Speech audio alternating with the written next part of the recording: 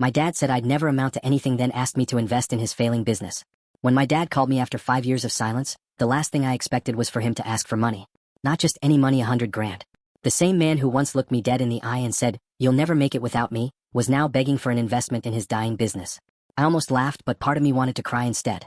Growing up, my dad treated me like a disappointment wrapped in potential he couldn't see.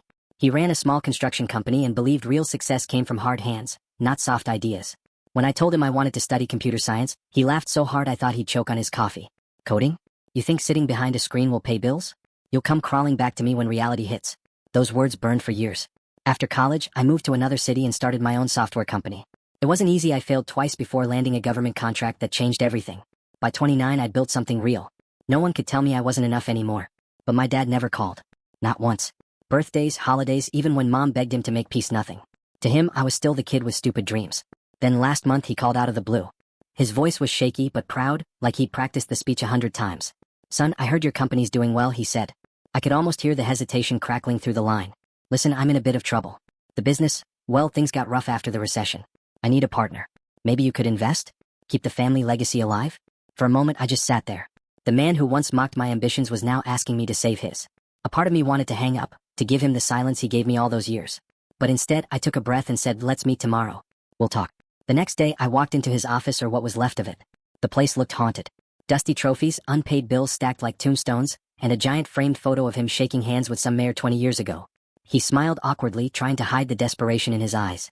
"If you could just put in a little capital," he said, sliding papers toward me. "We can rebuild. I know I made mistakes, but we're still family." I looked him straight in the eye and said, "You're right, Dad. We are family. And families should help each other, especially when things are tough." His eyes lit up. "So you'll invest?" he asked eagerly. I smiled. "No," I said calmly. "But I'll buy your company outright. You can retire comfortably and I'll take it from here." His face froze. "Buy it? But it's my legacy." I leaned back.